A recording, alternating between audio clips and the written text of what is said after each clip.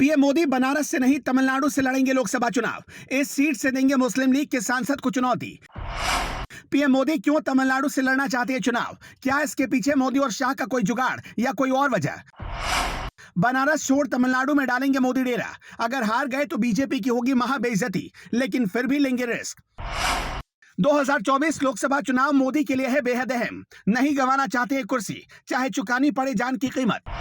2024 लोकसभा चुनाव आने में कुछ ही महीने शेष हैं। ऐसे में चुनाव को लेकर हर एक पार्टियां अपनी अपनी कमर कस चुकी हैं। वहीं दक्षिण में भारतीय जनता पार्टी अपना पांव मजबूत करने के लिए पीएम मोदी को वहां से उतारने की मंशा में है।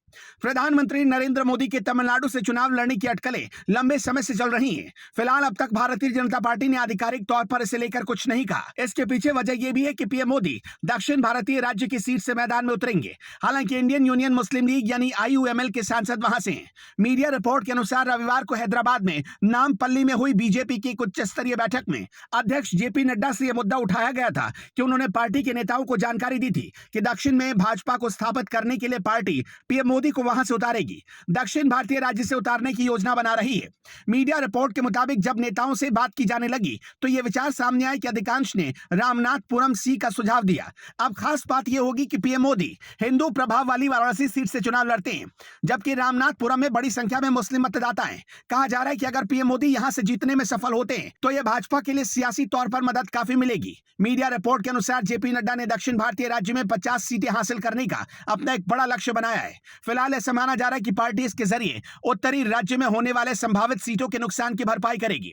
खास बात यह कि 2024 के अंत तक मध्य प्रदेश, राजस्थान और छत्तीसगढ़ के अलावा तेलंगाना में भी विधानसभा चुनाव होने जा रहे हैं। 2024 लोकसभा चुनाव में अब कुछ ही दिन का वक्त है। ऐसे में सभी पार्टियों ने दांवपेच आजमाना शुरू कर दिया है। दक्षिण के दुर्ग को अब तक भेदने में नाकाम रही बीजेपी नई स्ट्रैटेजी अपना रही है। तमिलनाडु बीजेपी के प्रमुख अन्नामलई ने पीएम के तमिलनाडु से चुनाव लड़ने की बात उठाकर सियासी सरगर्मी बढ़ा दी। के अन्नामलई ने एक पॉडकास्ट इंटरव्यू में कहा कि तमिलनाडु में कुछ लोग नरेंद्र मोदी को बाहरी कहकर प्रचारित कर रहे हैं। पीएम मोदी ने क्षेत्रीय बाधा को पार कर लिया और तमिलनाडु में उनके चुनाव लड़ने की चर्चा है। उन्होंने एक सवाल के जवाब में कहा कि 2024 का चुनाव एक अलग तरह का लोकसभा चुनाव होगा। बीजेपी के किसी भी उम्मीदवार के चुनाव लड़ने और लड़ाने की एक प्रक्रिया होती है। बीजेपी संसदीय बोर्ड एक एक सीट पर चर्चा के बाद कैंडिडेट का नाम फाइनल करता है। 2019 में भी पीएम मोदी के ओडिशा की पुरी और यूपी की वाराणसी सीट से चुनाव लड़ने की चर्चा थी, लेकिन ऐन वक्त पर संसदीय बोर्ड ने सिर्फ वाराणसी से ही उनके नाम की घोषणा की।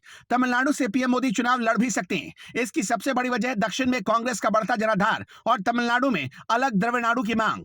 द्रविड़ आंदोलन के नेता तमिलनाडु को अलग देश बनाने की मांग को लेकर सालों से विरोध करते रहे हैं। तमिलनाडु बीजेपी के अध्यक्ष अन्नामलई ने कहा कि राज्य के रामनाथपुरम लोकसभा सीट से लोगों में भी पीएम के चुनाव लड़ने की चर्चा चल रही है, लेकिन यह अफवाह है। 2019 में तमिलनाडु की 39 में से एक भी सीट बीजेपी नहीं जीत पाई थी। 2014 में बीजेपी को कन्याकुमारी सीट पर जीत मिली थी। ऐसे में माना जा रहा है कि अगर मोदी चुनाव लड़ते हैं तो कन्याकुमारी सीट बीजेपी चुन सकती है। हालांकि अभी यह सिर्फ अटकलें हैं। 2019 में तमिलनाडु की 5 सीटों पर बीजेपी दूसरे नंबर पर आई। उनमें कोयंबटूर, शिवगंगा, रामनाथपुरम, कन्याकुमारी और थुट्टीकुडी सीट शामिल है। कन्याकुमारी के अलावा इन चारों में से किसी सीट से प्रधानमंत्री चुनाव लड़ सकते हैं। अप्रैल 2022 में एक कार्यक्रम के दौरान अमित शाह ने कहा था कि अलग अलग राज्यों के लोगों को एक दूसरे से अंग्रेजी के बजाय हिंदी में बात करनी चाहिए। शाह के इस बयान का तमिलनाडु में पुरजोर विरोध हुआ था।